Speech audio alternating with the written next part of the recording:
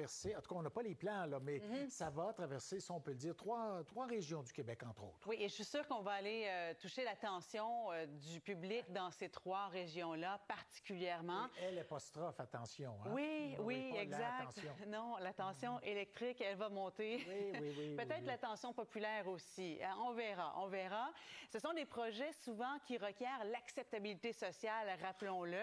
Alors, voici les régions qui seront touchées par ce que planifie faire Hydro-Québec. Donc, la Baie-James, la Côte-Nord et puis Gaspésie, bas du fleuve. Alors, on parle de la construction de lignes de très haute tension. 735 kilovolts au total par ligne. Alors ça, je vais vous montrer à quoi ça ressemble. Là. Il y a une ligne qui vient d'être inaugurée en décembre dernier dans la région du Saguenay-Lac-Saint-Jean. Donc, possiblement que les gens de cette région savent ce que ça a pris finalement pour y arriver à ce projet-là.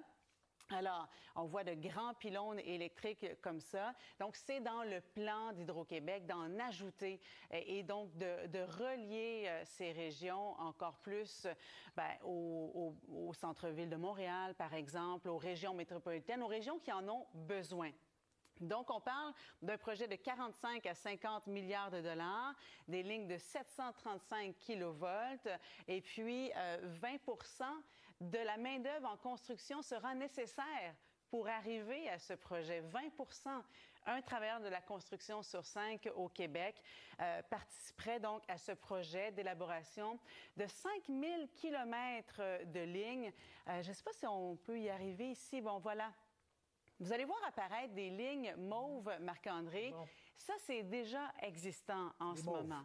Les mauves, les vertes aussi, mais les mauves, ce sont donc des lignes de très haute tension qui partent de la Grande, qui partent de Churchill Falls, la Manic. Donc, ce sont les grandes lignes de transport hydroélectrique vers le sud du Québec. Et donc, on veut en ajouter dans les trois régions que je vous ai montrées d'entrée de jeu. Pourquoi on veut faire ça? Bien, en raison de la croissance de la population, donc davantage de besoins énergétiques, également la voiture électrique qui est en plein essor, et puis la filière batterie aussi sur laquelle mise beaucoup le gouvernement du Québec. C'est sûr et certain que monsieur, madame, tout le monde va le voir. Et j'ose espérer qu'Hydro-Québec va être vraiment à l'écoute des milieux pour avoir des projets gagnants. Mais c'est sûr et certain que on doit s'attendre à de l'opposition des gens parce qu'évidemment, une ligne électrique, c'est pas tout le monde qui veut avoir ça dans sa cour. Bon, alors, ça modifie le paysage. Visuellement, c'est sûr qu'on voit ça.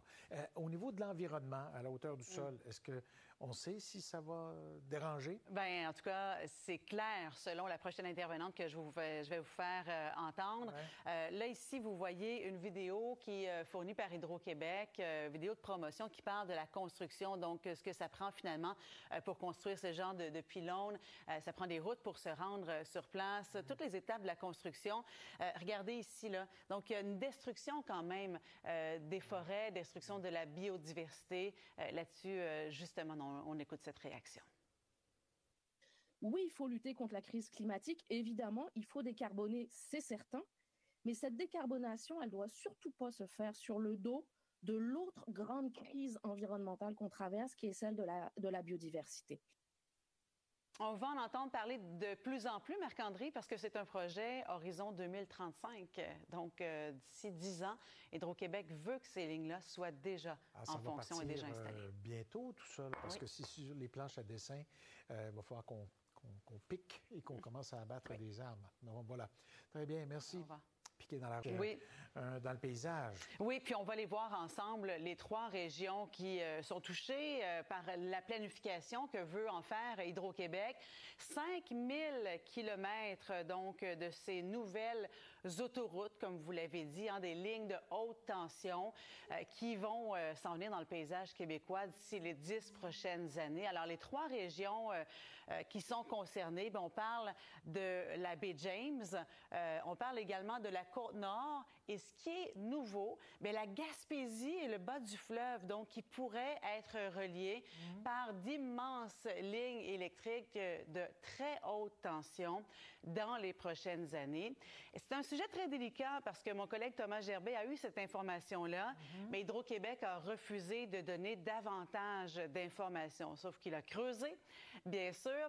Il a quand même compris ce qui s'en venait, vous allez voir dans la présentation que j'ai préparée pour vous.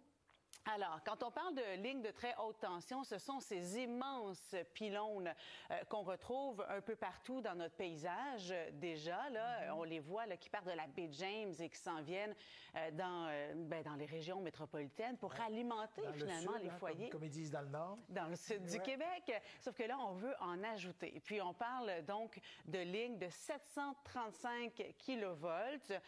Et puis, ce qu'on a comme information, c'est que ça coûterait de 45 à 50 milliards de dollars. Parce que je vais vous montrer cette ligne-ci qui vient d'être inaugurée en décembre dernier.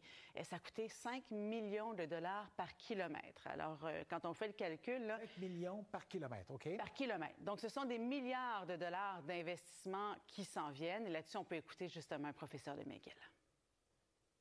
L'industrie au Québec, elle a changé beaucoup dans les dernières 40 dernières années où on avait beaucoup de papetières dans le temps, on avait beaucoup plus de production d'aluminium qui était surtout sur la Côte-Nord, en Mauricie.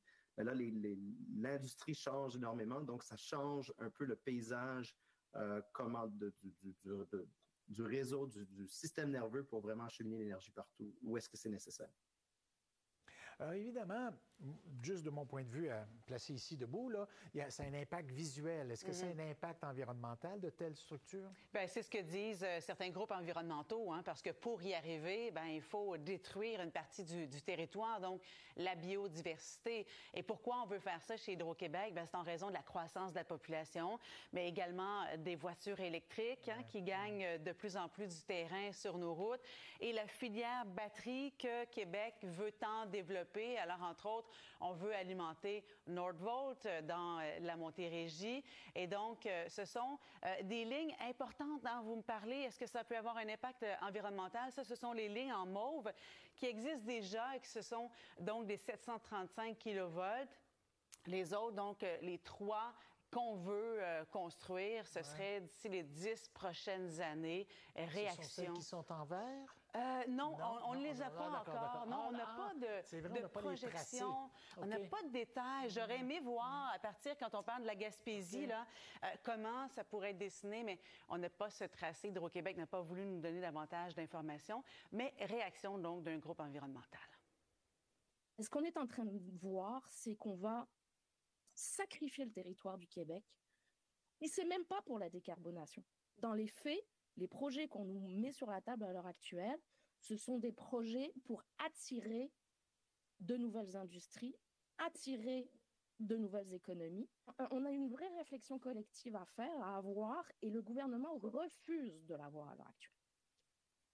Ça fait plusieurs mois, voire des années, que des groupes demandent un débat au gouvernement du Québec pour voir justement qu'est-ce qu'on planifie de faire. Vous me demandiez quelles sont les lignes vertes. En mauve, là, ce sont donc les 735 kilovolts qui existent déjà. Oui. Et en vert, ce sont des lignes de moins haute tension. Okay. De souvenance, je pense que c'est 315 kilovolts ou environ. OK. À peu près ça. Très bien. Merci. À tantôt.